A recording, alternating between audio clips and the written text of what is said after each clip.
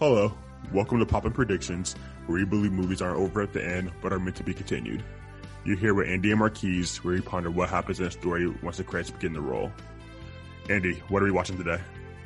Yeah, so before we get into that, just want to give a quick shout out to the one and only Samantha Adler, who is my sister. So this one goes this one goes out to her. On today's episode, we will be reviewing the movie Swiss Army Man. Swiss Army Man is a 2016 black comedy about Hank Thompson, a man who is attempting suicide after being lost on an island. He sees a corpse wash ashore and develops a type of friendship with the dead body and discovers that he can manipulate the cadaver like a Swiss Army knife. As always, spoilers ahead. Now, Marquise, normally I ask you or you ask me describe the movie, but I got a quick question for you. You're lost on an abandoned island. What's the one thing that you think to bring with you when you wash up on shore or when you wake up or whatever happens? Well, not a dead body. It's not what it means. Not a dead body. Are you sure? Yeah, no, it was, it took me by surprise. So for just so everyone knows, I tried to watch this movie once before, and I only got through maybe 10, 15 minutes of it. Yeah, no, that makes sense. The movie is so ridiculous. I'll give it, like, I finished it this time, and I'll give it more credit, but I'm gonna just be very straightforward with y'all. If you have not seen this movie, if you can't get through extreme absurdity, this is not the movie for you. Yeah, because this movie has a very niche audience. But yeah, yeah, it is incredibly absurd. Like, the movie starts off with the main character Hank, about to commit suicide on this island. You're assuming he's left alone or whatever, right? Yeah, it starts off kind of intense. Yeah, it starts off pretty intense. He's about to hang himself, and then all of a sudden, he sees his body wash ashore, and he's poking around, and then the body farts. And also, just so you all know, the body, this body, who we find out will later be named Manny, is played by Daniel Radcliffe. So he is the cadaver. Potter! He is the cadaver. And he plays a farting cadaver. Like, that's the first kind of power Hank recognizes from the corpse. It'll just fart. And within 5 minutes, he is riding the cadaver in the ocean like a jet ski as the fart is propelling him forward. And you're just sitting here like, what did I get myself into? Like, what is this? Like, why are we watching this? Why is this a movie? Who approved this script? They should be fired. How did Daniel Radcliffe agree to do this film? Yes. Like, so many questions are happening in my head within the first 5 minutes. But none of them are plot related. Yeah, none of them are plot related. They're just solely like, why? Like, how did this come into existence, And how did it get big name actors? Like Paul Dano, the main character, main actor. It's like they're all like decent sized actors. So I don't know why they approved this. But as you continue to watch the movie, kind of what you see is he starts to develop a friendship with this corpse. It starts being more than just a corpse. Like, it starts to be able to talk and like have a relationship and have its own thoughts. And so it really does become like a conversational partner and someone that Hank can talk to. And so they develop this like friendship, and it's all surrounded around getting this, getting back to this picture of this girl on this phone, and who we're thought to believe is Manny's girlfriend or, wife or something like that. Manny's the corpse once again. And so the whole movie, they're kind of trying to prep and survive in order to get back to Manny's girlfriend. But what ends up happening is, as you get closer towards the end of the film, film starts getting a more serious note. talking a lot of things about feeling alienated from society, Yeah. feeling like you don't belong, feeling like no one loves you, and friendship and just relationships in general. Yes. And so it takes a more serious note once you get towards the end. But then I would say the last 10 to 15 minutes take a pretty dark note, where you kind of find out the whole time that at no point was Hank stuck on an island, really. He was actually just camping out in the backyard of this girl's house, the girl that's pictured on the phone. And you find out that this was never Manny's girlfriend, that this phone, the girl in the picture, this was actually Hank's phone, and that Hank has been like low-key stalking this girl, and Right, yeah. been hanging out. She has like a forest in her backyard, so he's just been like hanging out in the forest in her backyard.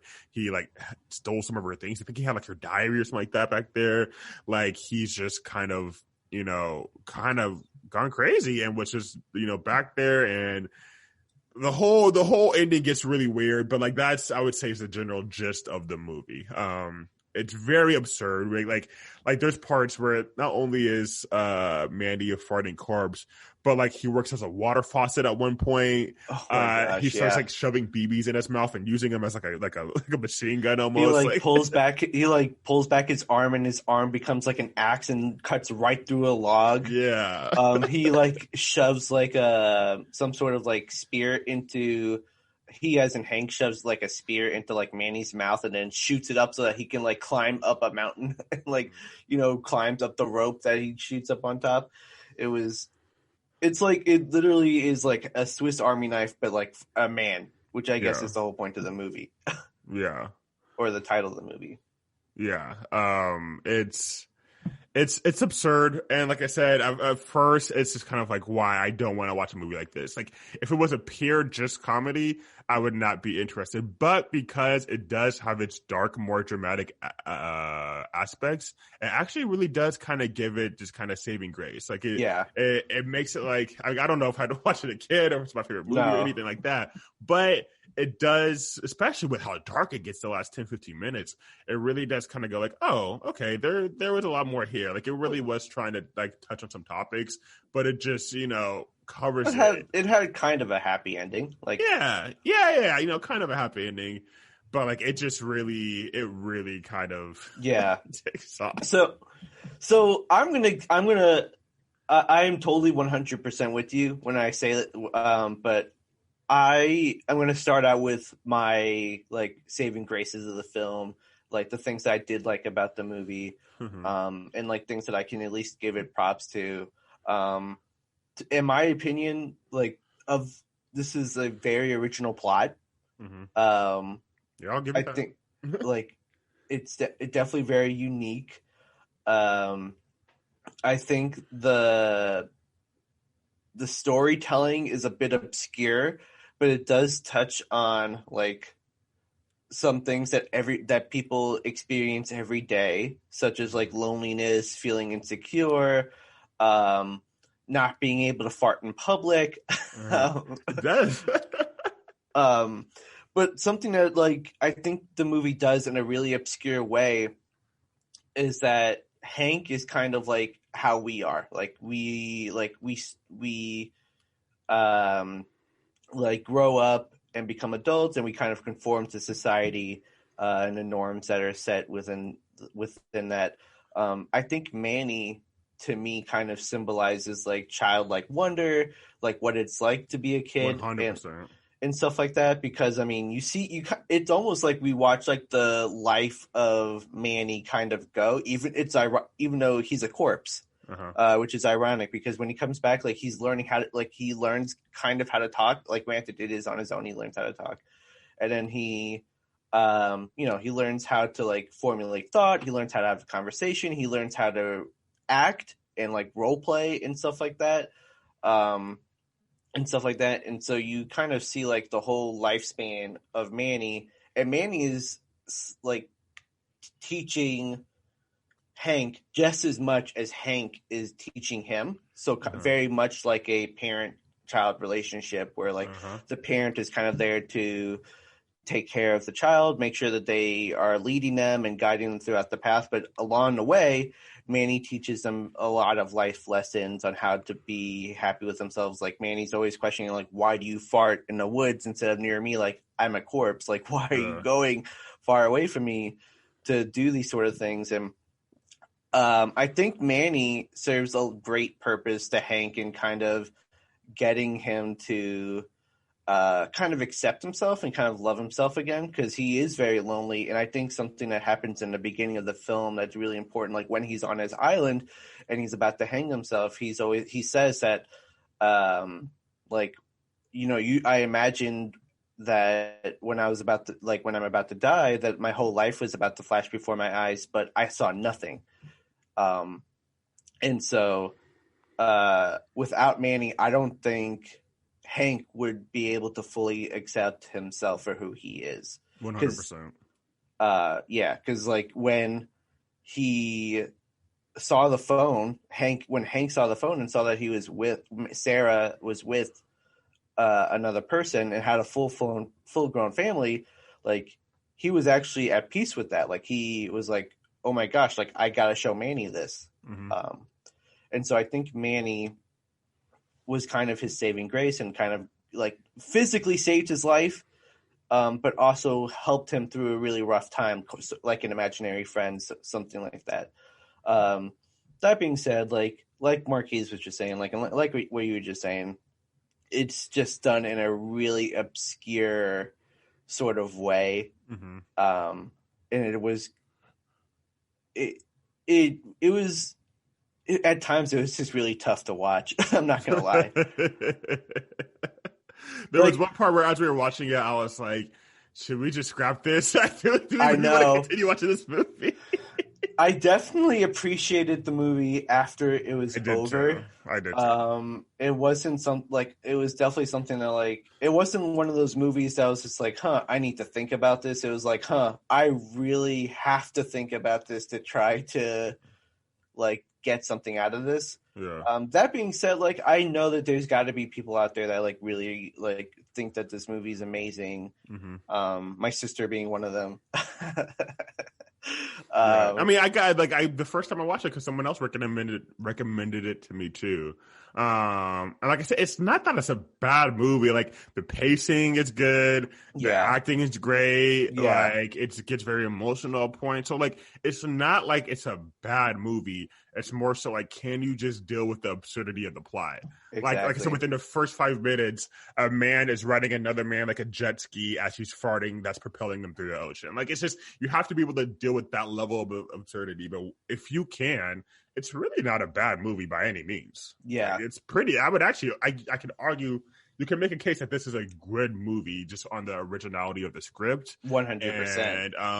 And the kind of different emotional, like, length it brings you through.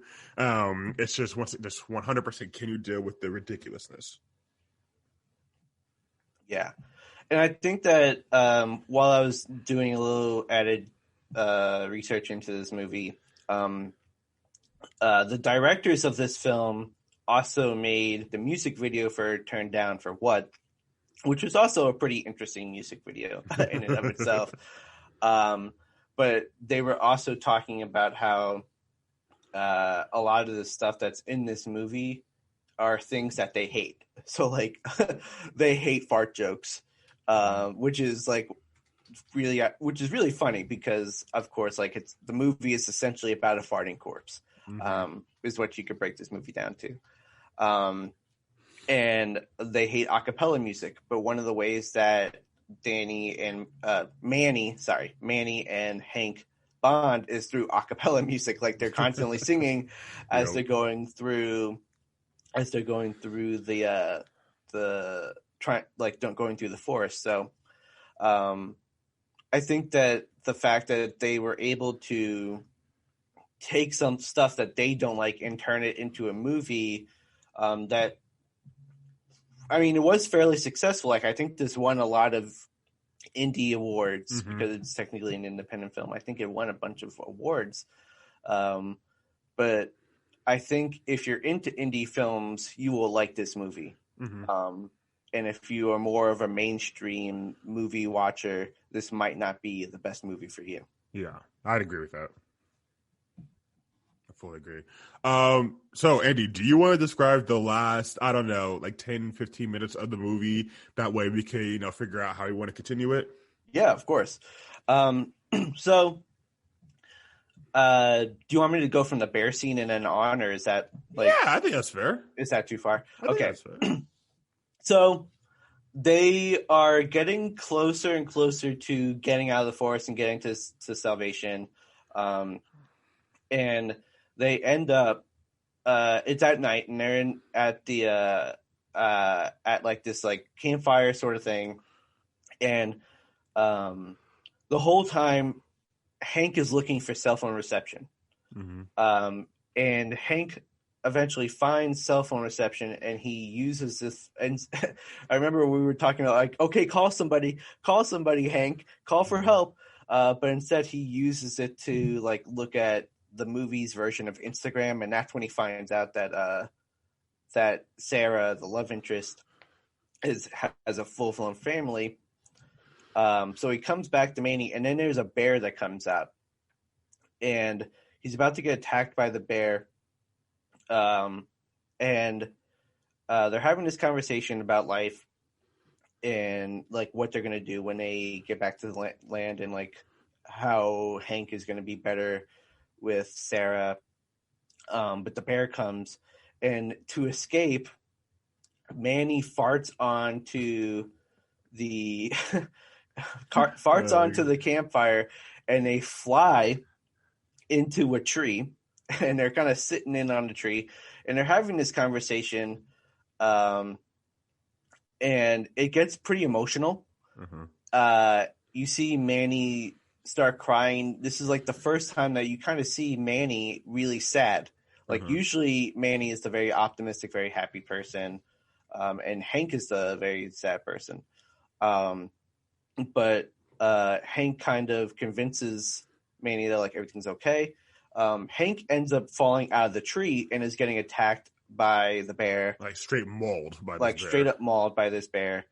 And it's kind of weird. They have this conversation that kind of pokes fun at the movie, that like Manny mentions to Hank that like maybe you're just imagining this before you die to kind of like help you like come to terms with the process.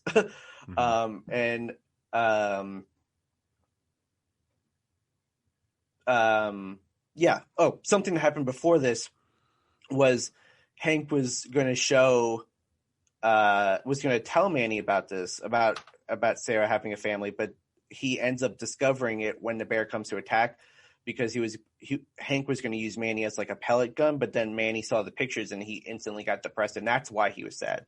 Yeah. And so that Manny is really sad, and Hank is getting attacked by the bear, and then Hank kind of gives Manny a pep talk, kind of like, things are okay, like we're all right now. And Manny actually is like, yeah, you know what, we're okay. And so Manny falls out of the tree, and for the first time, like kind of reanimates himself so that he's able to walk. Which is wild. Yeah, the entire movie he's carried by Hank. Yeah, the entire movie, yeah, like Marquis said, he's being carried by Hank. And he walks over to the fire again. And as the bear is about to kill Hank, Manny farts in the fire again and scares the bear away. And then you see sort of a shift where the entire movie Hank is carrying Manny, but in the last 15 minutes, Manny is carrying Hank, and they end up in the backyard of Sarah's house.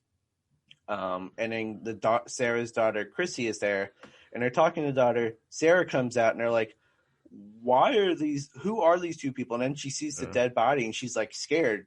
Yeah, rightfully so. Rightfully so. And it's important to note that like Manny is always talking, but it was the first time since like the beginning of the movie that Manny kind of went back to his cadaver state where he just was completely lifeless. And so Hank manages to say that like they need help, and so they get help, and then the news crew comes up, and the news crew is there, and they're trying to do a story. A coroner comes and tries to take Manny's body away. Hank is very upset by everything, takes Manny's body and runs runs to a beach, Mm-hmm. and everyone's following them. They show up, and that's when they discover that the whole movie kind of took place in the forest behind Sarah's house. Like there was like the whole scene, like where like they were on a bus, like the makeshift bus is there. They end up on the beach, and that's kind of where Hank comes to terms and like finally accepts himself and like farts in front of everybody. Farts in public. Farts in public. Everyone's like, "Oh my gosh, that smells terrible." Mm-hmm. And then he admits that like, I did it. Which, granted, when he said I did it, I initially thought like he was admitting to murdering Manny, but he was actually admitting to farting in public.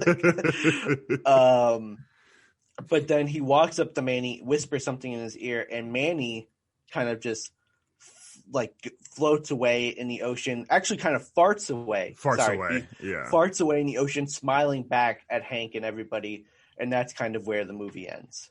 It's almost like that, like the dog is free and like runs away type thing, you know. Like he just starts farting and starts, you know, skidding across the ocean floor, or not ocean floor, but ocean surface, and it's just one of those things where it's like, what am I seeing? Because it was like, you just kind of have like such a dramatic moment where they see everything in the backyard, and like also they first try to convince, because the news crew is there because one, there's a body there, but then also like pictures on this cell phone are showing up of, you know, this woman, Sarah, and so she's like, how are pictures of me on this phone, like right, because there's like some actual personal taking pictures too.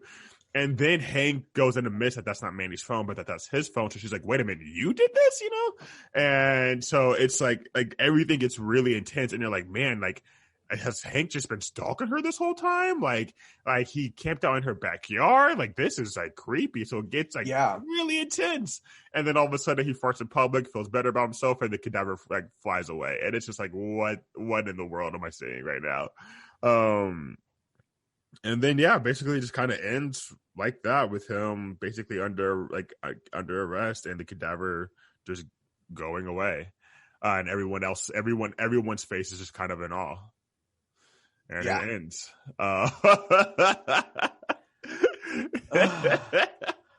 Oh gosh. Yeah. So. Oh, dang. Jinx, you owe me a soda. Andy, how do you see this continuing? Okay. You know, do I take? It's interesting. You can take so many perspectives with this movie. You could take like a realistic one, like a fantasy perspective. Mm-hmm.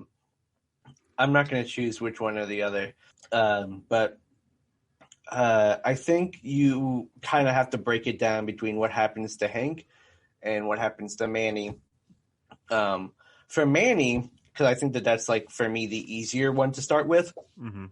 I think that Manny kind of serves as like almost like a guide. Mm-hmm. Like I think that, like I was saying earlier, where he kind of helped Hank get through a tough time in his life. Like I think Manny is that Swiss Army man for everybody, and so I think that he goes off in the distance, and he uses his compass. Which, if you watch the movie, you'll understand that reference. Yes. But he might use his compass to find someone else in need and wash up on shore, because he just washed up on shore for Hank. Like, there was no rhyme or reason as to how he got there. And so I think that he continues the process of, like, helping people through tough times of their life with this childlike wonder and perspective. I think for Hank, this is where you can kind of have two different futures. I think the like realistic version, maybe, which I was just like, I'm not going to pick which one or the other, but I think like the more like down to earth version is that Hank shares his experience, and no one believes him, or like people don't really understand what he's talking about, and maybe he gets institutionalized. Because I think that story, like if he was to share that story with me, like I wouldn't believe him. I straight up would be like, no. Bro. But I think that if you want to go for a more happy ending, I think that he moves on from Sarah. Okay. I know that like this whole time he was obsessing over Sarah, but I think He did have a new self-confidence. 100%. He did have a new sense of confidence, exactly, after being able to fart in front of people. And I think that he was able to find himself. And so I think that he comes to realize that it's okay to be lonely sometimes. It's not always going to be like that. And I think that he does eventually move on to have a happy life and stuff like that. So depending on which way you want to go, like maybe the fact that other people were there to witness Manny fart off into the sunset would help convince other people that like maybe he shouldn't be institutionalized. But yeah, those are my two thoughts. What are you thinking, Marquise? Yeah, so it's not bad. So for me, what I'm thinking is that like they would have 100% thought he was just kind of crazy, but they did see the cadaver kind of just start going in and they just going into the ocean. So, but nevertheless, it still doesn't really excuse the kind of stalker thing that he had going on. Yeah. And so, yeah, pictures of her. He had some of her stuff down there. Like it's just kind of very creepy. I mean, he stole her dress. Somehow he ended up with her dress. Like I don't know how he ended up with the dress, but he had her dress. He really must have been, like really, really stalking her. And so, as much as you kind of like he's gone on this journey to where he's been able to grow some self-esteem, some security, some sense of be accepting. He's starting to accept who he is, right? Yeah. And so you're happy for him because he's grown. But then on the other hand, it's kind of like, but you still did some wild stuff. Like you have to pay for your. You have to be held accountable, bro. You still have to be held accountable. And so, I mean, honestly, like I don't see a scenario where like this man probably does not go to jail. Dang. Unfortunately. So, but the thing is, with Manny survives. Manny goes off. So like, I don't think that's the end of Manny. Like there has to be more. There has to be more. Yeah, I agree. In my opinion, what I think happens is, I don't know. Like I almost continuing right off as soon as Manny seems like he's leaving the beach. I don't know. I just can't imagine a scenario where Manny leaves Hank there. Like all Manny knows is Hank. That's all he knows. And so that we know. All that we know that we know. From what we could tell. All that we know that we know. Yeah, from what we could tell, it's just like all Manny knows is Hank. So I almost imagine before Hank fully getting arrested and being taken off the beach, Manny might turn back around, use that blade chop thing with his arm to cut the handcuffs. Hank hops on, rides him to freedom, and the cops are chasing them. Like I can honestly see a cop chase where they're chasing him and he's just like riding Manny. And then if there's a sequel to this, the whole thing is them like they're out there living in a forest again or whatever. But this time they're like trying to escape, like escaped convicts, escaping from the cops and moving on to like a new life. I just like this whole time while you were talking, I was just thinking of like,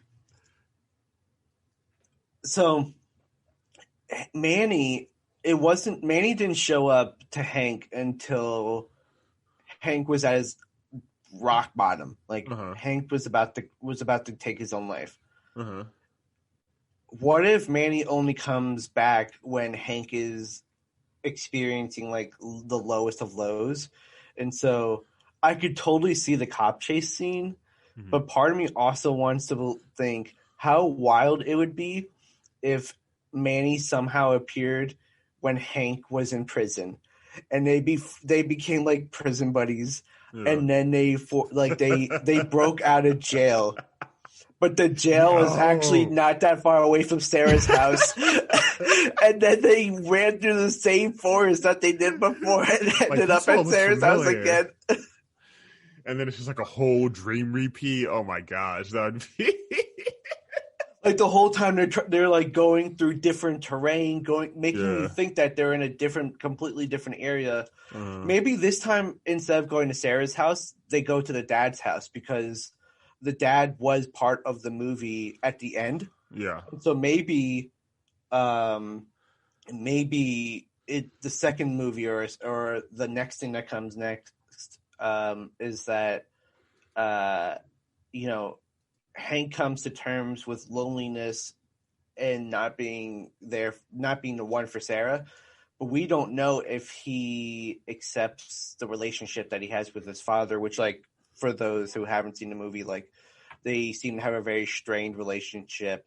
It doesn't seem like they're super close. Like, they only email each other happy birthdays. Yeah. Like, that's really the only sort of communication that they have. So maybe the second movie is Manny helping Hank form a relationship with his father. Mm-hmm. Dang. I mean, I can see that. The part that you said that really gets me is like the prison escape. I can really see that being like a whole thing. I know.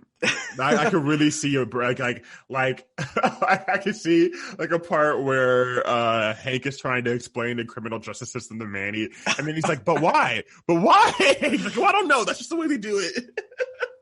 Because like Manny really is like a child the whole time. He like it's like a fresh slate. He has no idea why people do certain things, why this, and so like he works as the kind of voice that is constantly questioning, our norms, and like why do we do these things? Do we just do them because we've always done them, or is there actually a good reason? Some of it we just do because we've always done. Some there's a good reason, and so.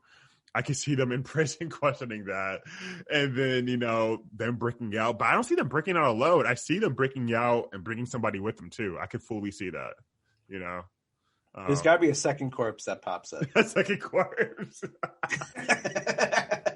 Well, that's another thing we haven't really mentioned is that towards the end of the movie, you recognize that there's not this like there's some tension or weirdness between Hank and his father. Because at first, Hank doesn't even think his father. I'm pretty sure if I remember correctly, Hank doesn't even think his father truly like loves him or cares about him or something. Yeah, I think that comes up. Yeah, it comes up at some point. But then, when they're going to check the body of the cadaver, like they originally think it's that body is Hank, and so. They have Hank's father go to look at the body, but he doesn't even want to look at the body. He's like distraught the fact that his son might be dead. And so Hank sees this and Hank's like, oh, my dad actually does actually care about me. He cares about me to some degree, And so there's something about the relationship that like Hank, they mentioned multiple times that Hank was always close to his mom, not particularly his dad. And so like maybe this could be a new part of the relationship, him, and his mom, or no, him and his dad, Yeah, well, the mother, I think the relationship gets strained after the mother passes away. They don't really go too into it. They kind of talk about how Hank doesn't like to masturbate because he always thinks of his mom. Mm-hmm. That sounds so weird to say. And then Manny's like, whenever I masturbate, I'm going to think of your mom too, because Manny doesn't really know what masturbating is. So I could definitely see it more being around the father in the second one and trying to get that relationship back, or at least a point to where maybe Hank can accept the relationship that they have. But just imagine what sort of like Swiss Army tools that would be needed in the second movie. Like they'd have to do something different. They'd have to come up, like, of course, like you'd see some of the same old, like using him for a BB gun. Using his boner as a compass, like you'd see some of that stuff because, of course, it's obscure enough. But there's got to be some other sort of obscurity, that they throw in for a second movie if they do make a second one. I could see it happening fully, 100%. Yeah, wild movie. Andy, do you recommend this?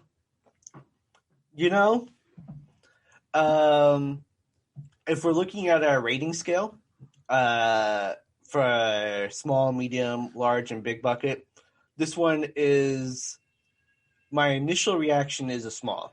Mm-hmm.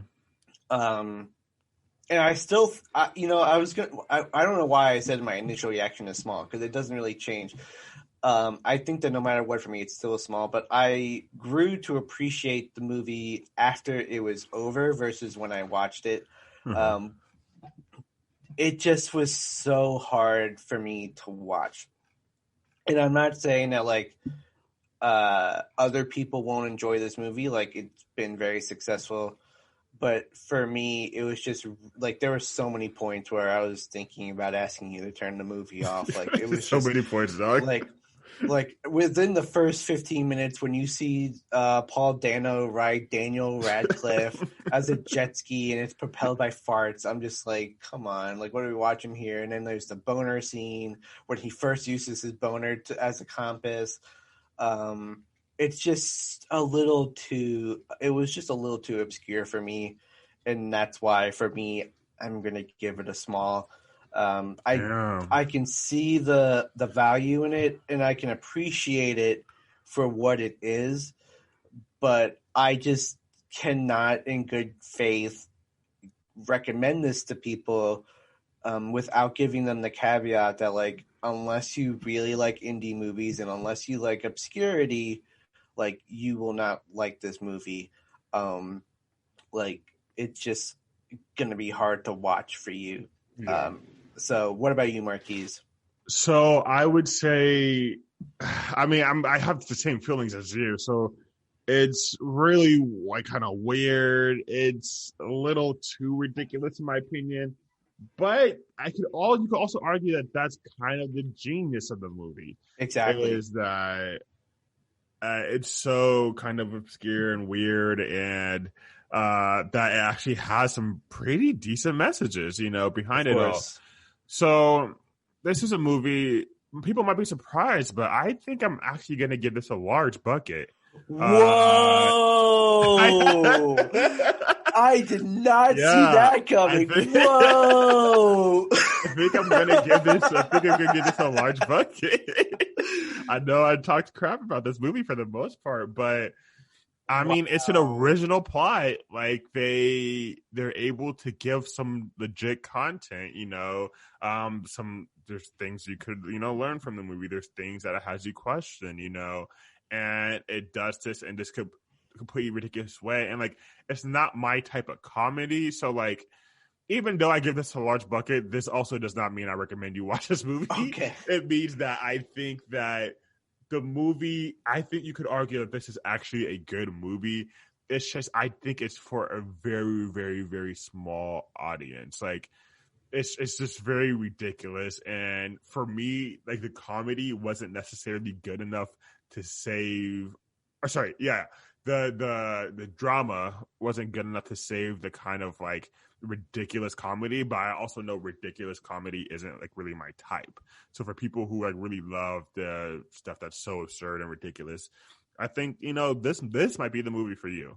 It's just, I definitely don't think it's for everybody, but I can definitely agree with that. I think it's a good movie, so I'll give it a large bucket. Yeah, you know what? And for those that are like, why was Andy laughing? It was more so, it wasn't that the movie was bad, because I 100% agree with Marquise and everything that he said. It was more so the fact that like, when I was watching this movie with Marquise, I could just imagine, like, I knew that Marquise wanted to turn the movie off too. Oh God! At multiple times throughout the movie. So I'm more surprised that he gave it a large, not that the movie's bad or not that the movie's not good or anything, because like I said 100% agree, and like I said in the beginning of the movie, like it's a 100% original plot, and there is really good redeeming qualities of the movie, and it has really good messages. But when I think of movies that I want to sit down and watch and movies that I would feel comfortable telling people to watch, like this would never be in the top 15, maybe not even the top 50. Like I don't know. It's just like, unless I know you personally and I know that you would like this type of movie, I would not feel comfortable recommending it. But like, I totally 100% agree with Marquise and everything that he said, and I could support his rationale for a large bucket. I think there's very few people who I could think of even off the top of my head who I'd recommend this movie to, but there's some that will enjoy it, and I think I could see though, for those who enjoy it though, I could see this being their absolute favorite movie. Oh yeah, 100%. Because it hits a lot of different notes. So if you are cool with this style of comedy, I can actually see why this could be in somebody's top 5 easily. Oh yeah, I could definitely see that. It just has to be your niche. That's all. I mean, I think something that's important for you to share is that, like, just because you like Harry Potter doesn't mean that you're gonna like this movie. Like, don't see this movie because you like Daniel Radcliffe. Like, you have to know that going into this. Like, I know that people know that, like they shouldn't just watch the movie because they think it's gonna be like another Harry Potter movie or like something related to that. But like, it was really weird. It was just so weird. So, what did you think of our continuation of Swiss Army Man? Did you agree with us? Is there something that we could learn about the magical power of farts? Please feel free to follow us on Twitter at PoppinPredict and Instagram at poppinpredictions.pod to let us know your thoughts and how you think this movie could continue. If you have any other recommendations, please let us know. Like we said in our previous episode, we are looking to do more recommended films. Yep. So keep them coming. Marquise, do you have anything you wanna share with anyone, or? That's all I got to say. Thank you, Andy. Good. No problem. All right. Peace out, everyone. Have a good one. Peace out, everyone.